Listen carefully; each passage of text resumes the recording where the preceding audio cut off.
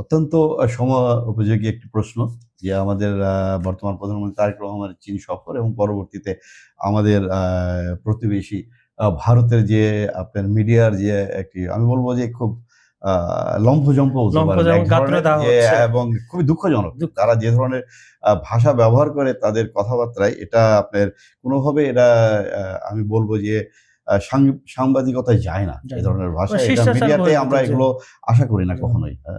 তবে আমরা আমাদের ভদ্রতার সীমা কখনো ছাড়িয়ে যায় না, আমাদের কথার ভিতরে আমরা রাখি। এটা আমাদের বলতে পারেন যে আমাদের সংস্কৃতি, আমাদের বাংলাদেশের মানুষের যে সৌজন্যবোধ তার ভিতর থেকে আমরা কথা বলতে অভ্যস্ত, আমরা সেভাবে আমরা বলি। তো আজকেও সেভাবে আমরা আলাপ করব যে মাননীয় প্রধানমন্ত্রী যখন চীন সফরটাকে আপনি বেছে নিলেন, আপনি খেয়াল করবেন তখনই কিন্তু আমাদের প্রতিবেশী ভারত কিন্তু বিভিন্ন ধরনের সমস্যা তৈরি করা শুরু করলো। তাদের কিন্তু সমস্যাগুলো এখন হচ্ছে সবচেয়ে কারেন্ট যেটা তারা করে সেটা হচ্ছে একটা শেখ হাসিনা কার্ড প্লে করে, আর সাথে আপনি যেহেতু শেখ হাসিনা তাদের পালিত একটি সরকার ছিল, কাজেই সেটাকে তারা ব্যবহার করে এবং তাদের এখন ওখানেই বসে আছে, তারা অসংখ্য নেতাকর্মী নিয়ে তিনি ওখানে বসে আছেন।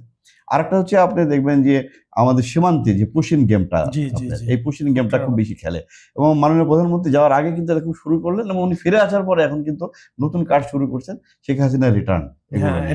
তবে আমি দ্ব্যর্থ কণ্ঠে বলতে চাই সকলের উদ্দেশ্যে, আমাদের প্রতিবেশী যে দেশ আছে তাদের উদ্দেশ্যে বলতে চাই যে বাংলাদেশ আর আগের সেই 16টি বছরের বাংলাদেশ 16 বছর আগের যে বাংলাদেশ নাই, কারণ বাংলাদেশ কখনোই আপনার পরাধীনতা পছন্দ করে নাই। এদেশের সকল মানুষ একসঙ্গে যুদ্ধ করে এদেশে স্বাধীন করেছে 1971 সালে। পৃথিবীতে কোন দ্বিতীয় ইতিহাস নাই যে পুরো জাতি যুদ্ধ করে একটা দেশে স্বাধীন করেছে, একমাত্র বাংলাদেশই একমাত্র রাষ্ট্র যে পুরো জাতি যুদ্ধ করেছে আপনার।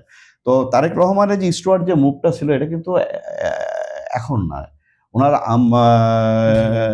মাতা যখন আমাদের দেশ পরিচালনা করেছেন তখনও কিন্তু তিনি এটিকে খুব 1 নম্বর প্রায়োরিটি দিয়েছেন এবং তার বাবা যখন দেশ পরিচালনা করেছেন শহীদ প্রেসিডেন্ট জেনারেল জিয়াউর রহমান তখনও কিন্তু এটাকেই প্রাধান্য দেওয়া হয়েছে। এবং আপনি জানেন চীনের সঙ্গে আমাদের কৌশলগত সম্পর্ক, কিন্তু এটা শুধু অত্যন্ত বিশ্বস্ত বন্ধু চীন আমাদের। এবং এই ভিজিটে চাইনিজ গভর্নমেন্ট যেভাবে তারেক রহমানকে আপনার আপ্যায়ন করেছে, যেভাবে তাদের 3টা স্তরে কিন্তু তার মিটিং হয়, চাইনিজ কিন্তু যে কংগ্রেস আছে তাদের সঙ্গে তার মিটিং হয়, চাইনিজ প্রধানমন্ত্রীর সঙ্গে তার মিটিং হয় এবং চাইনিজ প্রেসিডেন্টের সঙ্গে তার মিটিং হয়। প্রত্যেকটা মিটিং কিন্তু তাদের মিডিয়ায় কিন্তু খুব বড় করে কাভারেজ দিয়েছে এবং ওনার কাভারেজগুলো কিন্তু তাদের সেন্ট্রাল পেজে আসতো।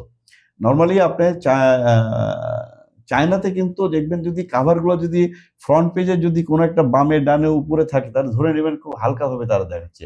যদি দেখেন যে সেন্টারে থাকে ওটা কিন্তু আপনার প্রেসিডেন্ট অফিস থেকে ডাইরেকশন থাকে কোথায় কোনটা হবে। তার মানে সেন্টার অর্থ যে এটা সবচেয়ে বেশি গুরুত্বপূর্ণ, আমাদেরকে অনেক প্রাধান্য দিয়ে এই নিউজটা কিন্তু করা হয়। এবং আপনার মনে আছে, একটু ইন্টারাপ্ট করি আপনাকে, আপনার চাইনিজ যে প্রেসিডেন্ট উনি কিন্তু তারেক রহমান উপস্থিত থাকা বলেছেন যে আপনার বাবা এবং মাও চীনের বিশ্বস্ত বন্ধু ছিলেন, এইভাবে আপনাকে ঠিক, এটা কিন্তু খুব আবেগঘন, চীনারা কিন্তু আবেগী না, কিন্তু তারা এই কথাটা বলেছে, তার মানে কতটা তারা মিন করে। হ্যাঁ, চাইনিজ সরকার কিন্তু খুবই প্রফেশনাল এবং তাদের সরকার কিন্তু তাদের ফরেন পলিসি কিন্তু পরিবর্তন হয় না, কারণ একটি সিস্টেমের ভিতর দিয়ে চারা চলে।